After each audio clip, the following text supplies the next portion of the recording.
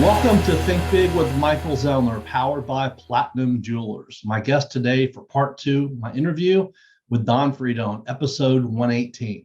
Don is the president and CEO of Strive Corporation, and he is the former president and CEO of Vector Marketing Corporation and Cutco Cutlery. As I said, this is part two of our interview. We had such a great time in part one. I had so much more I wanted to talk to him about, so I brought him back on the show today. Thanks again for coming on, Don. It's my pleasure, Mike. Thanks for having me. My pleasure, too. You know, on our first podcast, we left off and we talked about, your early couple of years of selling Cutco and how you had left the business for a few years. And, from 1973 to 77, you started a few different successful companies, but the traveling and being away from home was too much. And enter Al Lizio. Tell us a little bit about him, who he was, and what happened from that meeting with him, that once again, that changed the course of your life. Well, Al was a man, one of the few men, I will say, in the upper management of wherever that I truly respected. Al and I are both Italian. I know you're not Italian, but there is a thing there that we Italians have. And he was the word that always comes to mind for me when I think about Al Lizio was professional. Al was professional. And in fact, he made an impact on a lot of young guys in my organization when he hardly really had any interaction with them. And they still talk about him. Al DeLeonardo still talks about Al Lizio. And, he barely really worked with him. He never worked with him. But he, I guess Al gave a few speeches or whatever. So he was very impactful man. He loved the business and really taught me how to be a professional. So when I first left, somebody figured out that Al and I would get along, and they flew him up. He was the Southern region manager. You know how those people are in the South, Mike. Yeah, I did. And so they flew Al up to Philadelphia, and he took me out to dinner and tried to talk me into staying in the business the first time. And of course, he was not successful, and I itemized the reasons why. And I think that Al, went back to them and used some of that feedback as well as, a whole lot of other data to convince them to make some changes. So he got promoted to Northeast region manager. And I say promoted just because the territory was twice as big. And one of the first things he did was look me up in the phone book. I'm dating the story with that, right? Right. And he called me and said, "Hey, I just took over. I want to have dinner with you and Teresa." So he took us both out to dinner, and he itemized all the things that he thought, were better. And there were some things that were definitely better, not the least of which was the comp plan. But I told him if I came back, I came back as a district manager, which is where I was when I left. I told him I wanted no division manager. I wanted to report right to him. And at the time in the greater Philadelphia area, there was no division manager. So that worked out.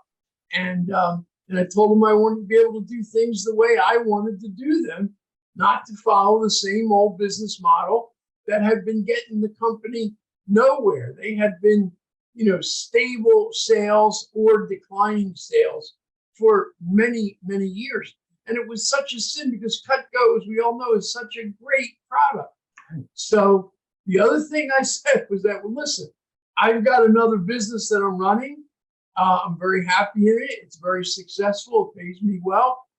But if I can come back as a district manager part-time, I won't tell anybody else, that we're doing that. But I want to be able to keep my other business. Right. And if I can do that, then I'll come back. And Al granted me that. And so I had one business. I had two offices, one across the hall from the other, and I would run back and forth between the two businesses. But Al was a great man. A man that really believed in the opportunity. he was a very, very good salesman. He taught me a lot about selling. And, I miss him. He's passed away now, but, we remained friends for, decades afterwards.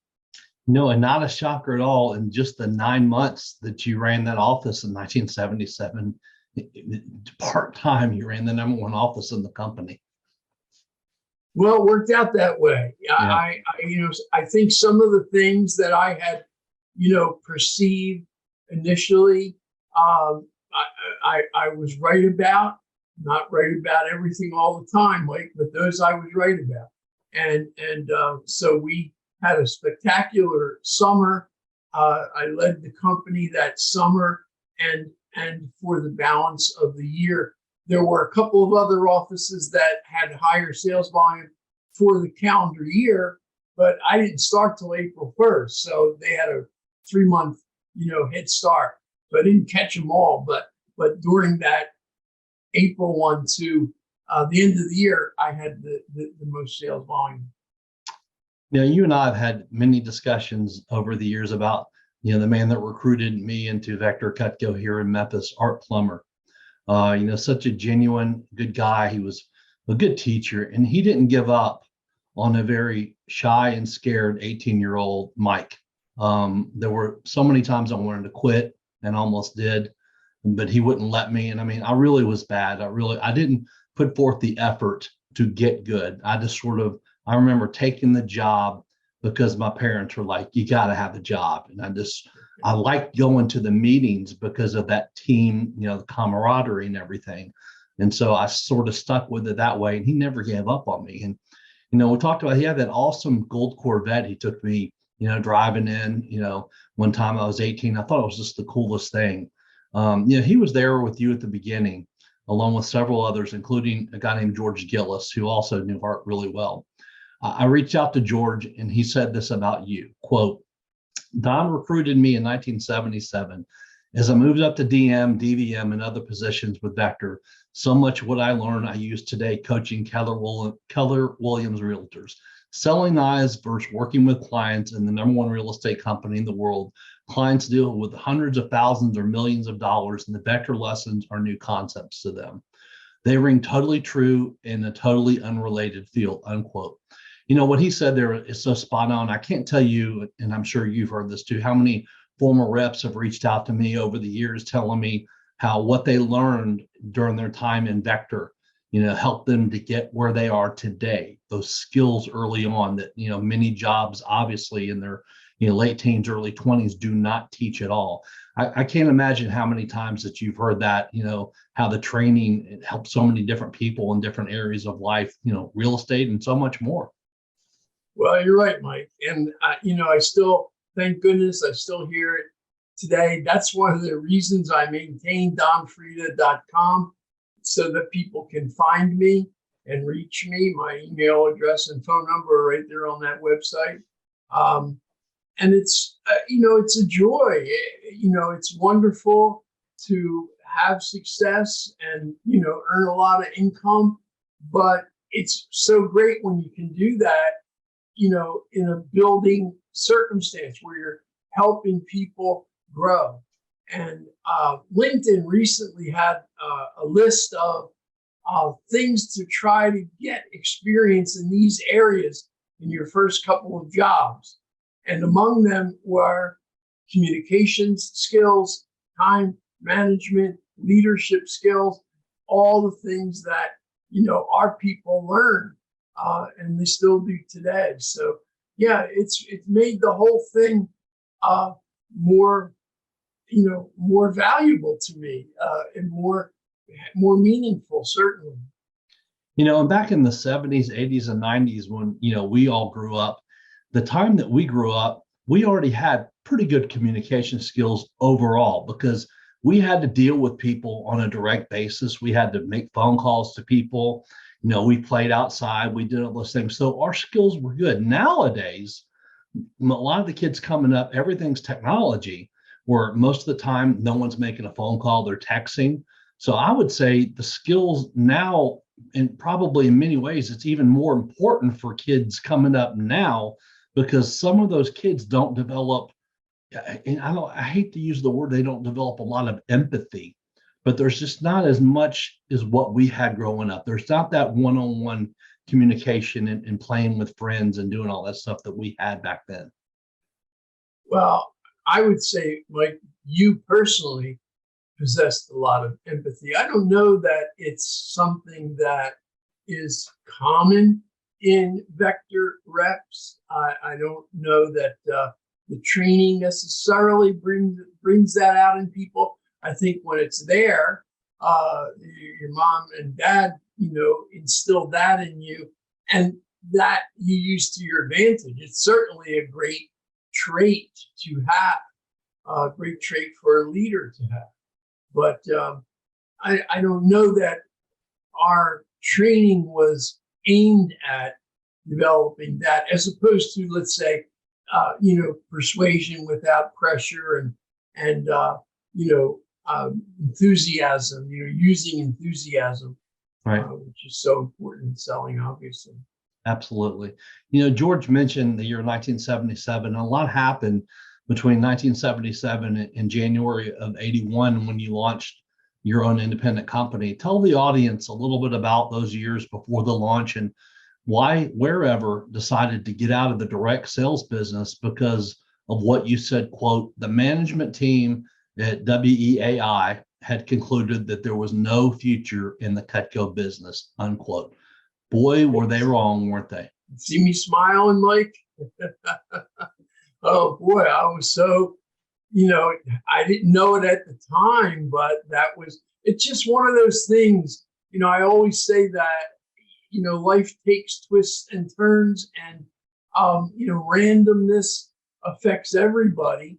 I had nothing to do with their miscalculations and poor evaluations and poor leadership. I had nothing to do with it other than to suffer under it. But, it really, that created an opportunity for me. And from the time I started Vector, they sold over $5 billion worth of Cutco. Amazing. So that, certainly would stand as a testament that those guys got it wrong. Right. But they were, part of the problem was that Wherever was owned by Alcoa. Alcoa was a big badass company at one time back in the 60s and 70s. Aluminum was, wide, still is, but it was big. It was Fortune 200, I would say, big company.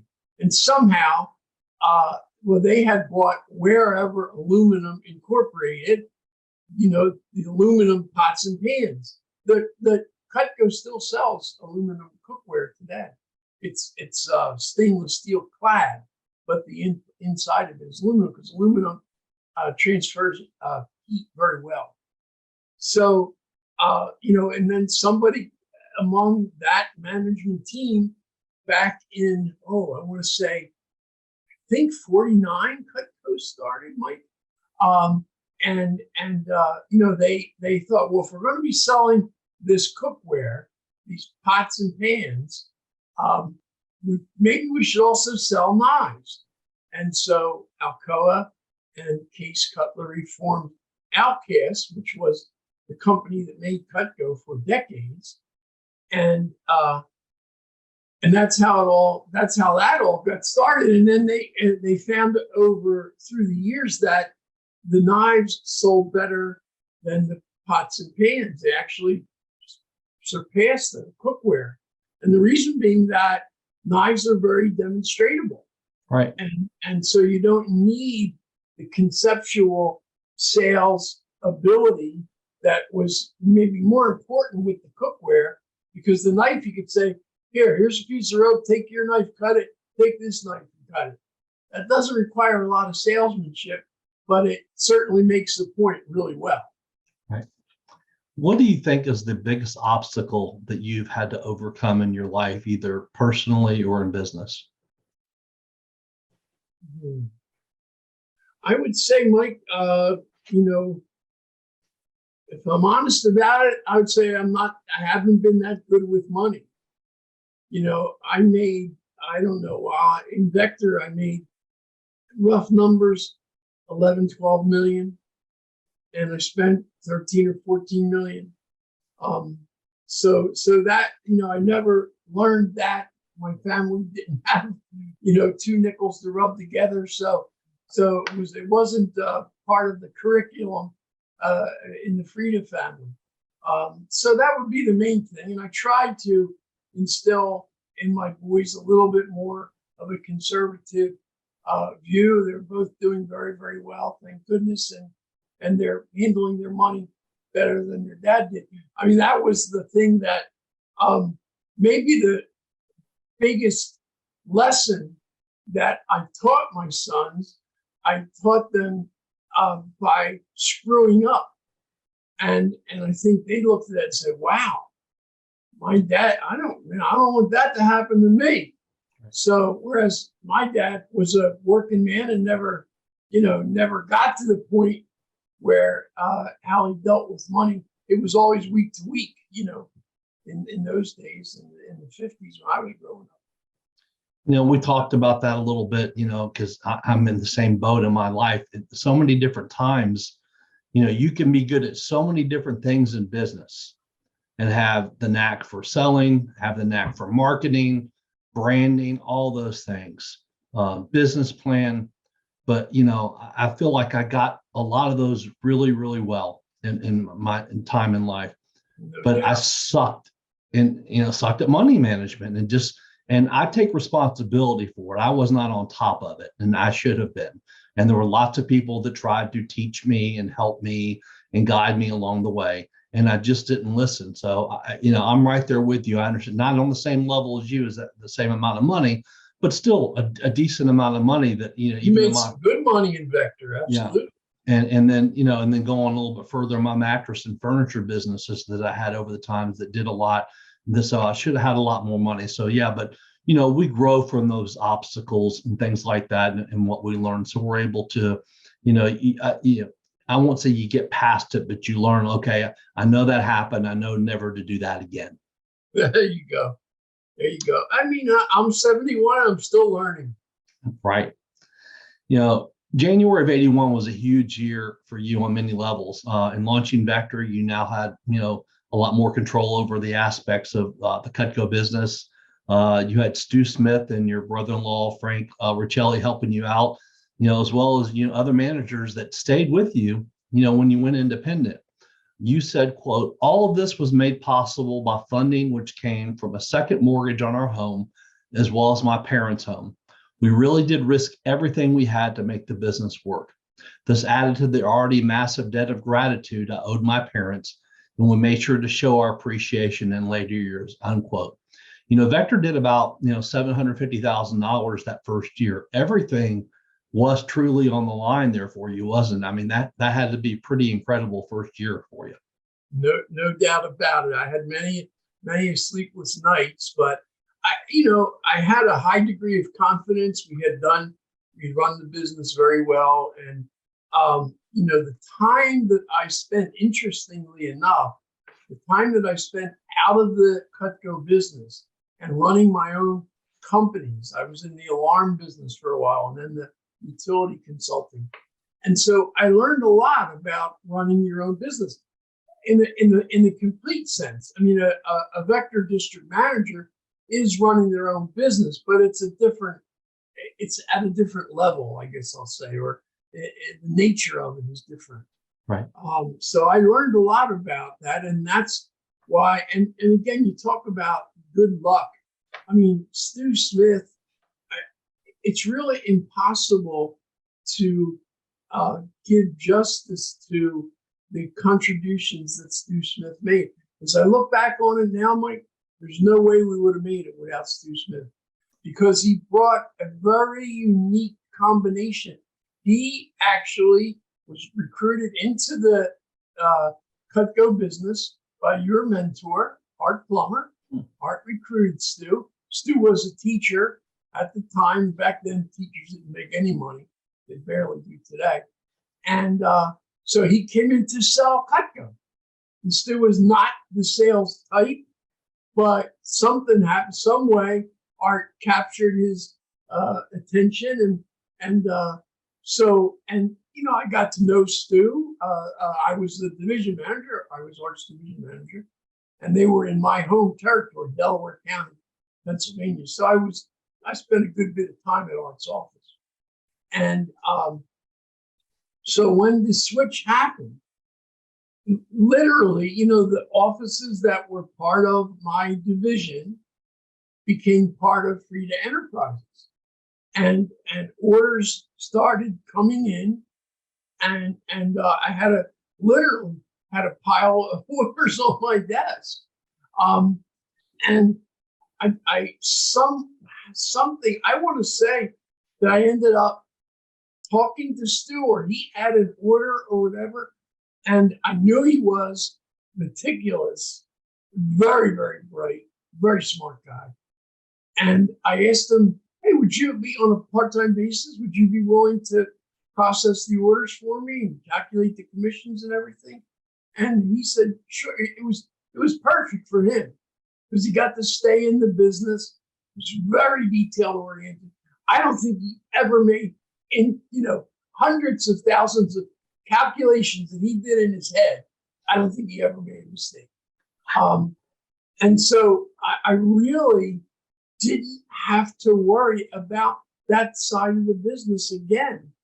Of course, I managed Stu, and we had a very close working relationship. And Stu also headed up our going to computer calculation, processing, which we did on our, I built the software. I didn't build it. I paid for the software for Freda Enterprises. We had our own software, did it.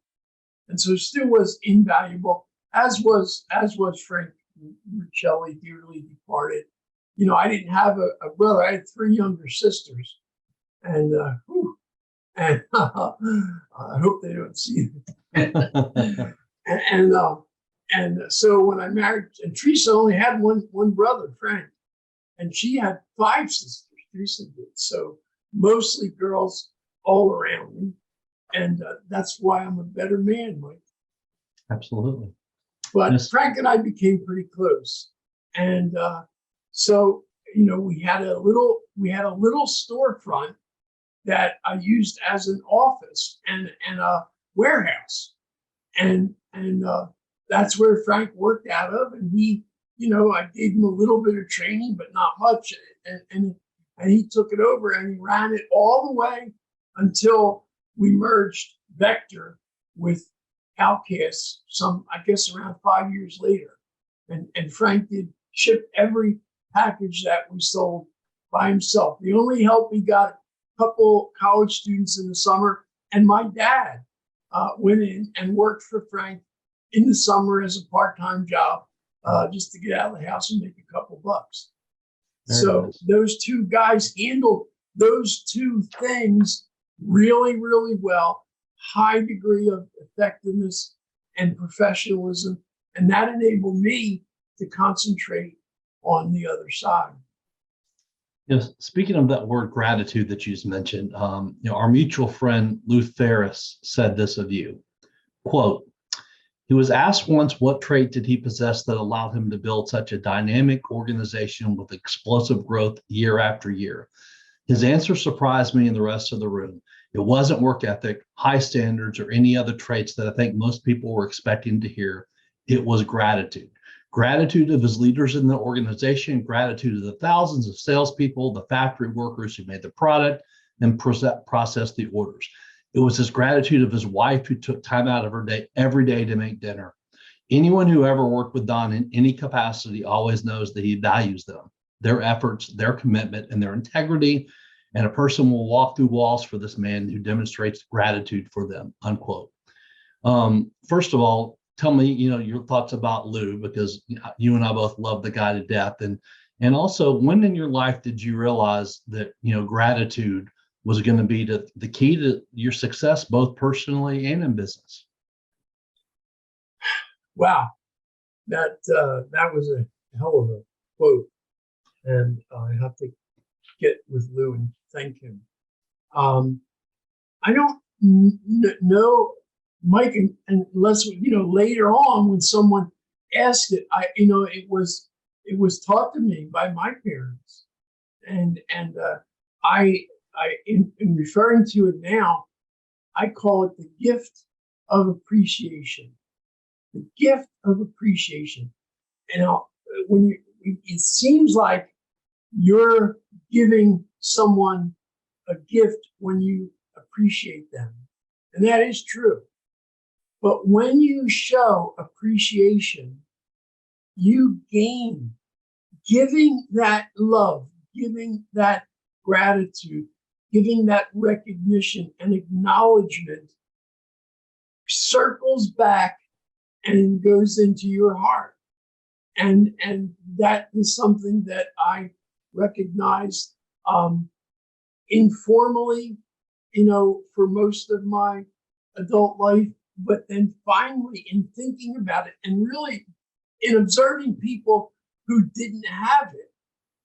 And what happens is, if you don't have that, you become kind of I don't want to say a mean person, but you're missing out on something really valuable. Yeah. Showing gratitude comes back to you 1,000 times over.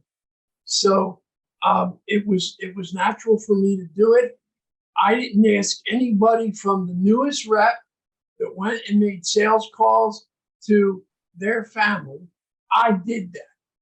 So whereas the guys that were running Cutco when I was in the business had no idea what was involved in that, none whatsoever. So they couldn't possibly appreciate it.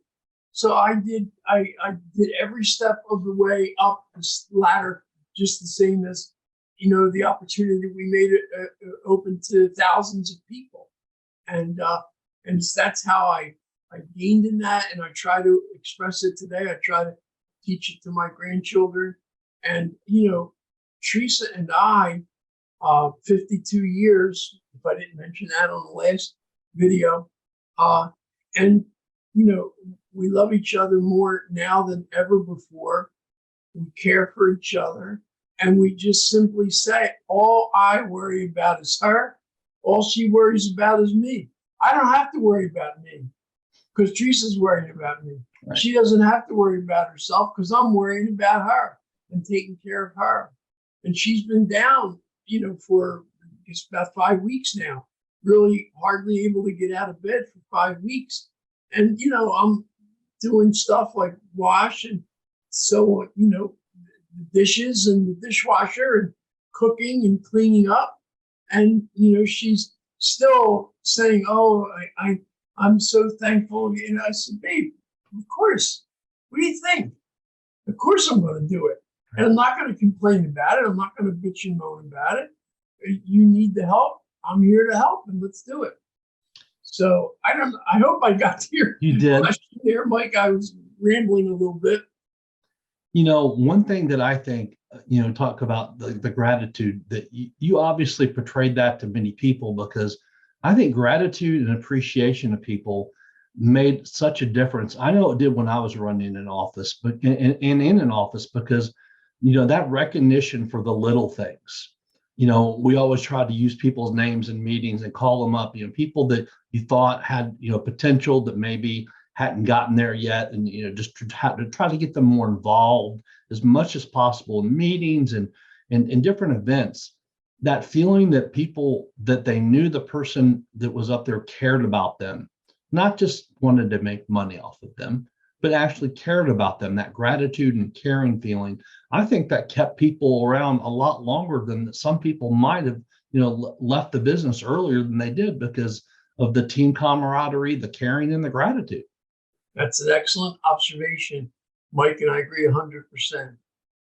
It really is, a team spirit is so central to what we do, and taking care of one another is a big part of the whole Vector philosophy, for sure. Absolutely. 1984 was a pivotal year for Vector and Cutco. You were having success, but the Cutco business overall was languishing as other companies selling the product were not doing as well as you guys. And into the picture a gentleman by the name of Eric Lane of Alcas. He invites you to Olean to meet with him and the top guys there about Vector and Alcas joining forces, which you just mentioned a few years ago. You've talked about having a, quote, tremendous sense of responsibility, unquote, when those papers were finally signed and the deal was done. You were only in your early 30s and had so much pressure on you at that time. Did you feel like combining the two companies together was the only choice that you had at that time to make sure the business had long-term strength and growth? I think so, Mike. I thought about this question. I still think about it actively in my mind, but I don't think there could have been another way of getting it done. The profitability of the field sales organization, in this case, Vector Marketing, the profitability of making the product was so low that, Outcast or Cutco was really on the brink. They had to hit a certain number in 1985 or they were going to lose the financing for the corporation itself. They would have shut down. Wow. There were at that time at least 100 people in New York who worked full time there making Cutco. So,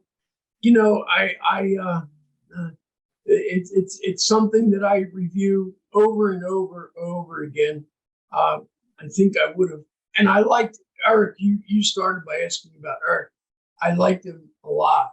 Smart guy. I like smart people. That's why I like you, Mike. But didn't know his ass from a hole in the ground when it came to how to sell Cutco knives. Right. In fact, at one time they had somebody call the company to see a Cutco demo, call Outcast, and he decided he was going to go. This was a call-in lead. Wow. And he didn't make a sale. And he came away with a much greater appreciation, for what our guys do every day. So, yeah, I guess it really was the only way. And I knew that it meant that for me, it was not going to be a lifetime thing, because I felt that what was happening was that the profitability of Vector was drawn over to save Outcast, and I got a little chunk of Outcast as part of that deal. My accountant, who's a very sharp guy, said to me, because the way that was accomplished is I sold Vector to Outcast, and I became a shareholder in Outcast. He said to me, Don, you should be buying them, not them buying you. And I was, as you said, I guess right around 30, and I didn't have the wherewithal. I didn't, if that would have happened 10 years, 20 years later, I would have been all over that. But at that time, I thought, oh, gee, I don't know. I don't know how to run the factory. I don't know how to make the knives, But of course, I could have hired people as they did. So, yeah, it's something that I have a little sadness over in my life, but so many other people have benefited from it, and I did okay. I mean, I wasn't a pauper by any stretch. So, yeah. So that's my answer to your question. Are you shopping for a new watch, an engagement ring, any kind of jewelry at all? What's up, Memphis? This is Jaren Jackson Jr. from the Grizzlies, encouraging you all to shop where I shop, Platinum Jewelers here in Memphis. Platinum Jewelers has a big selection of earrings, stockable rings, luxury watches, necklaces, bracelets, really whenever you need. 9387 Poplar next to Fresh Market in Germantown. So if you need anything jewelry related, go to my spot, Platinum Jewelers. And you sign the papers, the deal's done. Vector and Alcast come together as one. Then your phone rings. It's Eric Lane, Bob Lorenz on the other end. Something popped up that obviously you probably never could have anticipated. It had to do with a $2 million mortgage note at a local bank in Olean, New York. Tell us about that call and what resulted from that. Well, was this in that, and is this on my website? How'd you get this? You do your research, Mike. I like that. Well, it had my accountant and attorney who were, I had them heavily involved, both sharp guys, Chris Clare and Rob Thompson, good people. So we were aware of this mortgage. It became part of the whole sharing of information back and forth. And they said to me, Don, look, no matter what, don't sign on the mortgage. This was a debt that was created before I was. In fact, if I had done anything in the last 2 or 3 years, I was the biggest customer they had to help to keep, the company afloat. Don't sign the mortgage. And I went up there and said, listen, guys, I want to make this clear. I'm not signing that mortgage. That was from the past. So, their bank had a different view on it. And Eric called and said, the bank's not going to renew the mortgage unless you sign. And at that point, Mike, I was in. We were partners. So I said, fine, send the paperwork, I'll sign it. And both my accountant and attorney were literally screaming at me because they said, okay, fine. You're making a partnership. You want to get in the foxhole and fight. Okay, fine. But you should get something for that. I put everything that I owned. We had 2 homes at the time. We had 3 cars. All of that I put on the line, and I didn't even, create the circumstance. In fact, I contributed to, helping to buoy the company. So, so that was that. And I went and signed. And for the 10 years that I was a member of that management team and owner, I did everything I could to make everything work for the company. And I'm proud of, what I accomplished and what we accomplished. First, I believe it was on your website. That's where I did get that information from. It was on your website. Wow. And I've been, like, my dad's told me over the years, and he told me, sometimes, Michael, you're just too nice to people.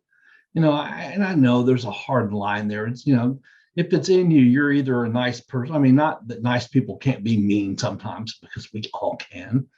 But you probably were in that situation where you're a nice guy, you're trying to get this done, you're in your early 30s, you'd already just signed the deal once, and you're like, if this is going to work, I'm going to have to do this too, because if you didn't do that, that company doesn't go forward, does it?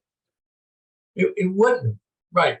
So it's hard to know. I mean, they were advising me to put together a deal and buy the company, because there were other company owners around the country, former wherever division managers, that I think would have thrown in some money. So it's conceivable we could have done it. Sure. But I wonder about it sometimes, Mike. But I don't. It's worked out for the best. For all people. By the way, just to go back to one thing you said. You said, everybody does something mean once in a while or something. Is that essentially what you said? Yeah. My wife, Teresa, never. Mike, in 52 years, I have never seen her do or say anything mean. That's unbelievable. How amazing is that? That's unbelievable. Isn't it? She is so sweet, so kind, and so good. Oh my God. I hit such, and she's beautiful too. Yeah, you hit the jackpot. I hit the jackpot. I did. So, Vector was great, but it was the second greatest thing in my life. right. There's so many people that you had relationships over those years, and there's no way we can talk about every single one of them. But there's one person who had a huge effect on both of us in our lives and careers, and that's the late Ken Schmidt. You said of him, quote, perhaps the greatest individual Cutco salesperson of all time, quote. I have some of the greatest memories of Ken being in the Bahamas at Club Med, lots of meetings in Atlanta. I still have pictures in an album when he came to Memphis, when I was running my branch office, when he was in my office helping out. I have a picture of Ken and myself and you and my mom and dad when I was promoted to district manager. I still have that picture, and I looked at that not too long ago. I talked to him, pretty frequently, and I had a lot of people, that believed in me when times I didn't believe in myself, and he was one of those people. Other than my parents, you and Ken were the two people that had my back. Tell us about the Ken Schmidt that you knew so well.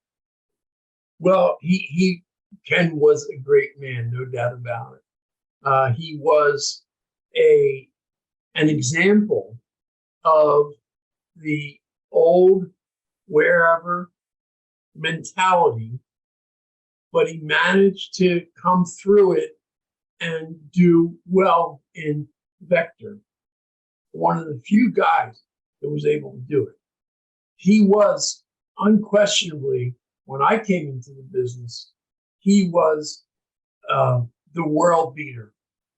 He was an incredibly powerful salesman, good-looking guy. Like he had, when he was young, movie star good looks. He had big blue eyes. He was a sweetheart of a person, but he was a really good closer. And just was a great guy. There's so many, Mike, so many people that I had the pleasure of working with, the pleasure and honor and privilege. And certainly Ken was one of them. He had a little trouble shifting gears and coming all the way over to the Vector mentality. But he fought a good, hard battle, and overall, I think did well.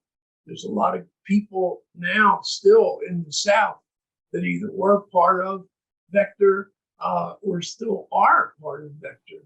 That if you trace it up, goes up to Ken Schmidt. It was very smart of you guys teaming him up with Earl Small when he took over the Southern Zone, Southern region, and having them, combine together, because I think Earl helped to balance him out a lot. No question about it. No question about it. I mean, they were like Batman and Robin, those two.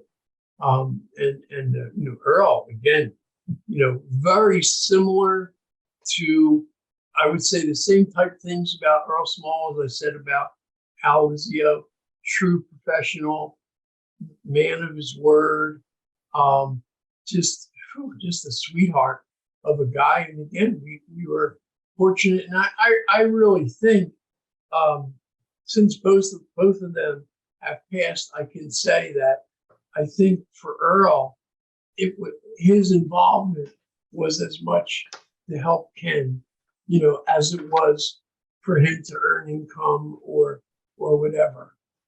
He really, took Ken under his wing. And yeah. Ken did not come up in the business under Earl, but they had met kind of crossways, And Earl did a super job. There was a time, my first few years as a manager, I struggled. I was young, immature. Once again, I was good at selling, but I did, trying to teach it was hard for me. And my office was about to get shut down. I remember it was in 1990, and I was district manager at the time. And we talked about, obviously, here today in our first podcast about struggle with bad money decisions. My phone was about to get shut off. This is back when obviously people called in. We had people that answered the telephone that set people up for interviews. I needed $300. My parents had given me enough money; they weren't going to help me anymore.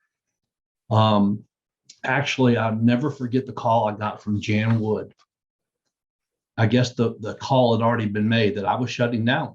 That someone had let her know, and she was calling me about returning my samples to Olean.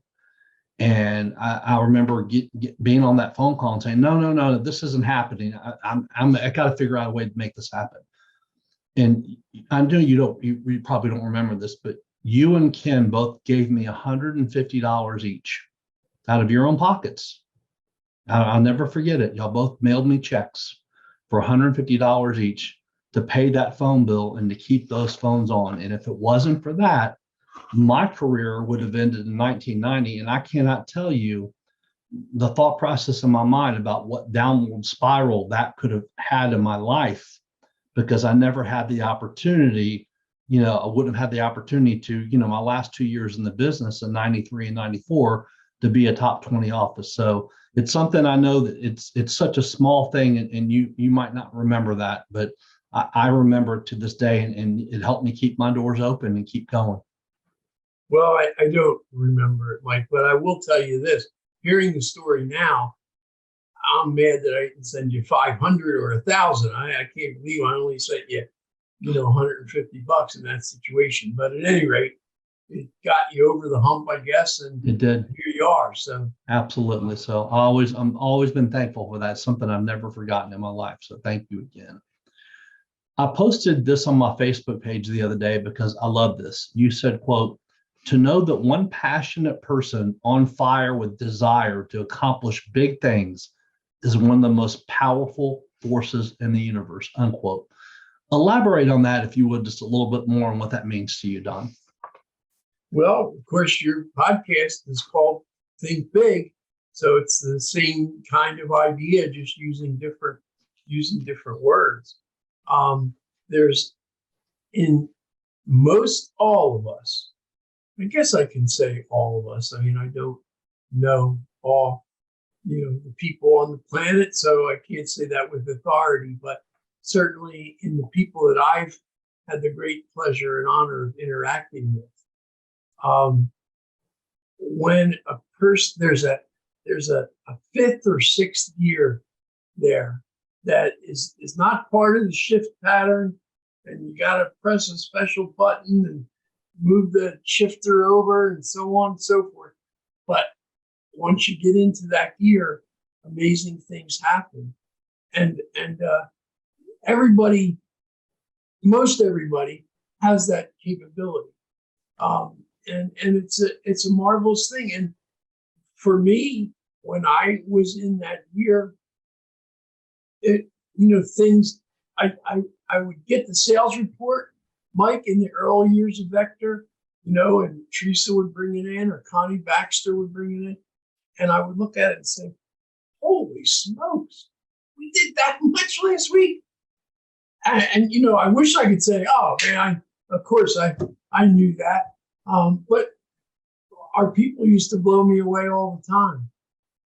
And it boiled down in my mind to the power, the individual power of the people on the team, and how a leader, an inspirational leader, charismatic leader, which most of our people were. You certainly were as a young manager.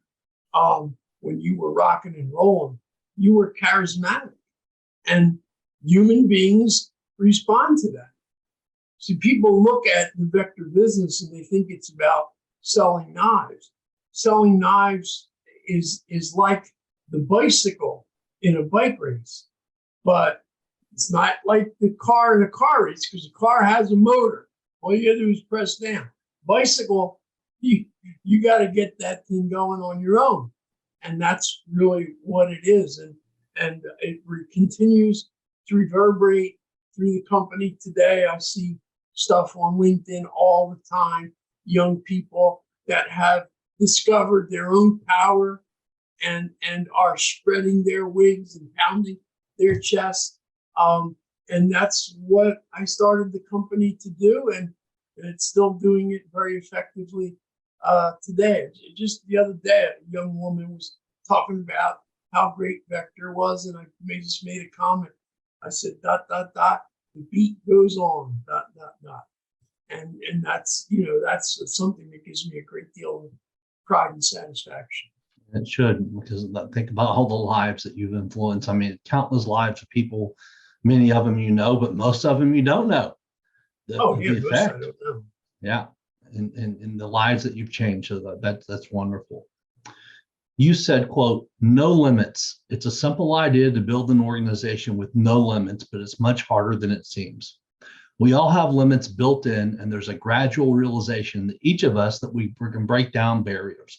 Having had the benefit of running Vector for 19 years before I retired, I got to witness what happens in an organization when the chains are removed. We had young people in their early 20s earning what the average doctor earns and beyond. I still remember signing an annual bonus check for Brian Pentecost in the amount of $197,000, just his bonus. The realization that most limits are self-imposed must also be matched with the corporate mindset that refuses to put limits on people. To understand and accept that, leaders will press the boundaries and surpass previously accepted limits is a key leadership trait, unquote. You mentioned there, obviously about those limits being, self-imposed and being able to break down barriers. We all know that's not an easy thing to do sometimes. It goes back to what I'd mentioned to you with, Ken believing in me when I lost belief in myself. And, because of the two of you helping me, what seemed like, probably just a small amount to many people, I never would have gone further. Like we talked about, had that office that I had and ended up having success the last few years as a manager.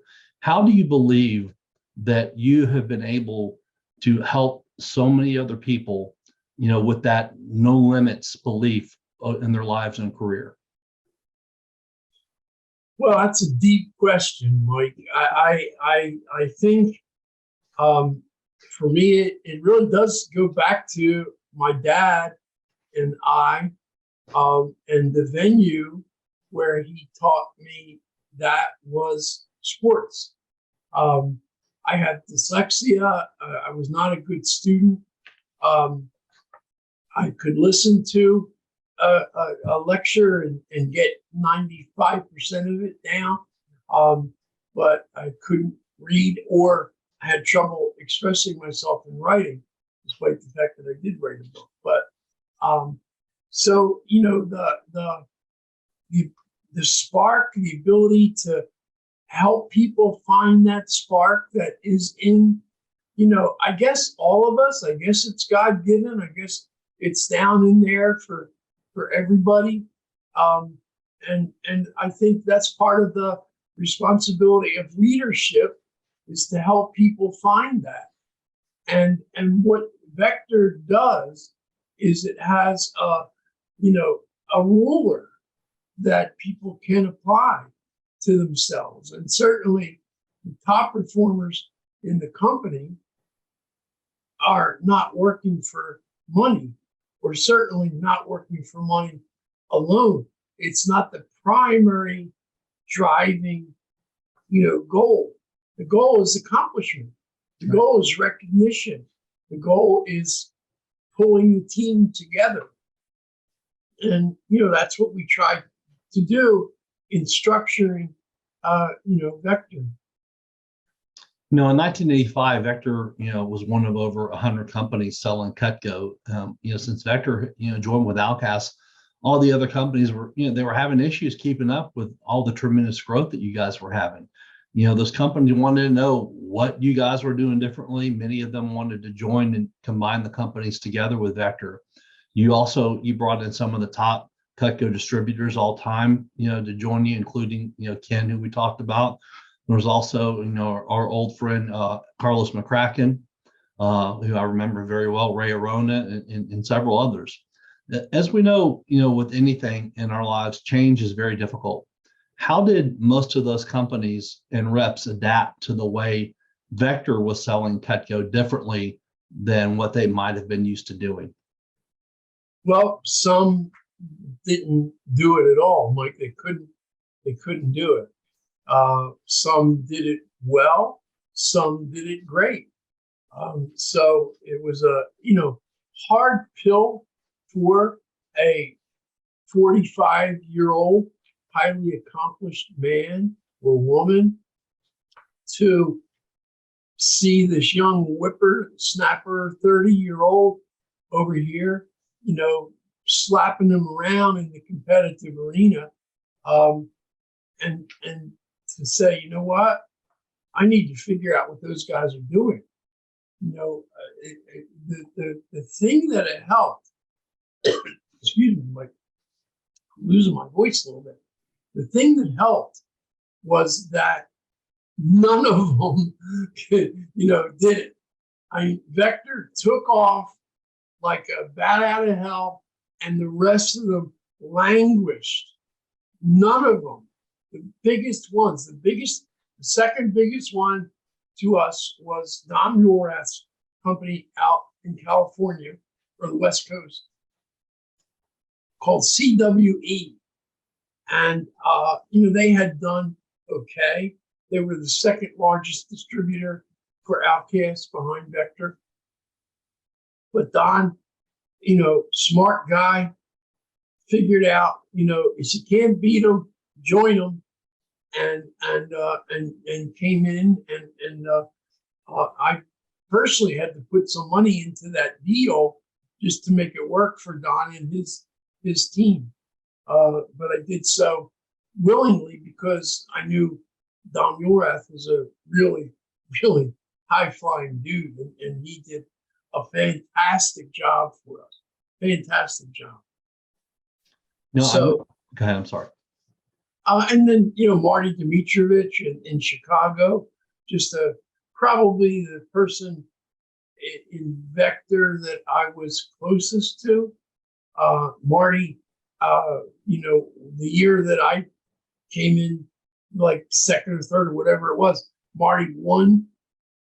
It was the national championship.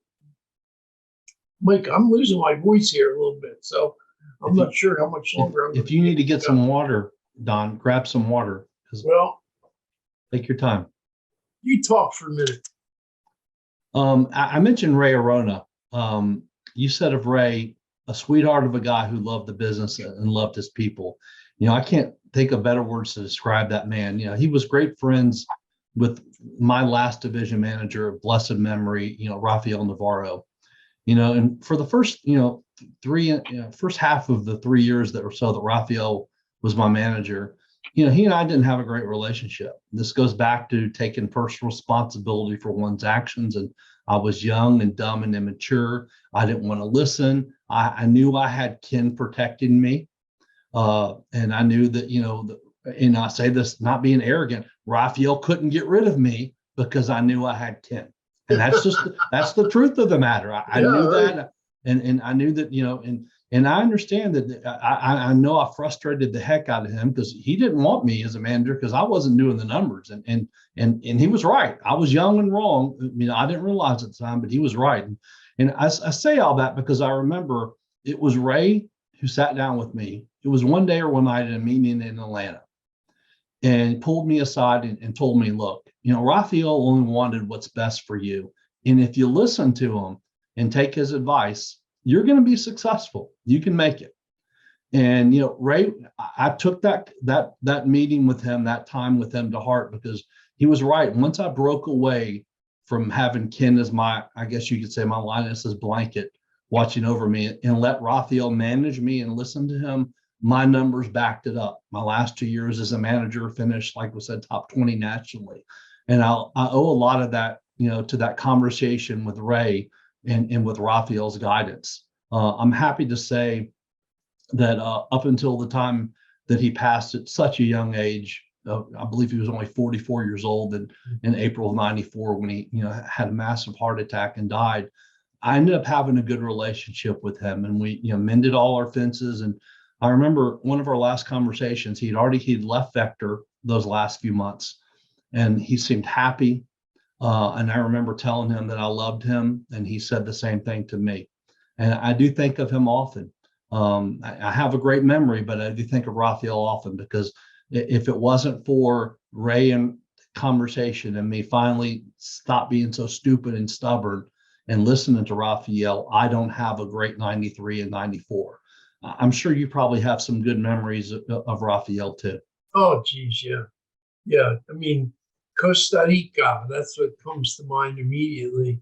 And he had a zest for life. Yeah. And he was one of the first guys. He and a guy by the name of Bill Bolt and Ray Arona came up from the South, from the Atlanta area, and stayed with us for 4 or 5 days and, learned our system. But Raphael got it, really got it fast. And so, Mike, I'm not sure what's happening here. We're almost done with today. Right. One thing I'll say about Raphael that I remember so well is that charismatic, good looking, such a good personality, funny. I mean, just beautiful smile. Yeah. Sarcastic, but in a good way. Yeah. So those are some of the great memories I have of him. And I do still miss him. Raphael and Sarah had a real special, Sarah Richard had such a special relationship. And Sarah's another one too. Sarah didn't hold back. And I remember Sarah, besides Ray was soft about it. Ray was really nice and sweet when he had that conversation with me. Sarah was a little bit more direct. She wasn't mean. But she was direct. Cajun. Yeah, she was direct because she was like, look how well I'm doing. And she was always kicking butt. She goes, you want to do this well, you need just to stop doing what you're doing and listen to him. And that worked out really well. So I'm very thankful. I also asked Ray if he would share some thoughts about Don Freda, and he had a lot to say. I want to share this with you. In my life, I've had many people to emulate in creating the life I wanted to achieve. My parents had a tremendous influence of setting a moral compass in my earlier years that guided me to work with fellow individuals with integrity. I began my specialty selling wherever cookware in Phoenix, Arizona in 1967, and then Cutco Cutlery, a sister company, products combined with wherever in 72. Among the many leaders nationally was my first business mentor, Earl Small, whose leadership and company history was never surpassed, having led the nation at every level possible, from personal sales to sales management, from dealer to field dealer, division manager to region manager. He has had a very special impact on my life I will remember eternally grateful. Now, for my second mentor, let me tell you about a younger, dynamic leader that I've admired and followed since he achieved an amazing Hall of Fame performance in 1972 with Wherever. He and I have not only been in business associates for more than 50 years, but I consider a dear friend and a very trusted colleague, Don Freda. In my opinion, without his genius, brilliance, and guidance of people and programs that initiated the present Vector Cutco business to having achieved $5 billion in sales while influencing several other people, without Don Freda, there would not be a Cutco product. The city of Olean, where Cutco is manufactured, would not have its largest employer. Without Don's influence in my life, I would not have achieved the relationships I have today. In and out of the business, I compare Don to a conductor, orchestrating a magnificent, harmonious masterpiece by bringing a variety of musicians to individually together to perform for the accomplishment of the entire orchestra. One should be so fortunate to have a Don Freda influence in their life. God bless Don Freda. What an amazing testimonial, obviously, to his parents, the great Earl Small, and to you, Don. And I have to say, God bless Ray Arona too. What a great guy. No doubt about it, sweetheart. I mean, my gosh, it's making me, you're choking me up here, Mike. Ray, from time to time, I ask myself the question, who's the nicest man I ever met? Because my wife Teresa is the nicest person I ever met, but I think it's Ray Arona. I think he's the nicest guy. I have my partner in CUC. His name is Joe McGillian. He's also a really, really nice person. But Ray, through expressions like you just shared, it takes a special person to be able to see that and perceive it and articulate it. And Ray's got that. He's just a really, really nice person. Absolutely. And Marty Dimitrovich too was in there. Marty was really, really a nice guy. Funny, great sense of humor. I've just been so fortunate and met so many wonderful people through the business. It's been really a gigantic blessing. We've talked about a lot of people today, several wonderful people.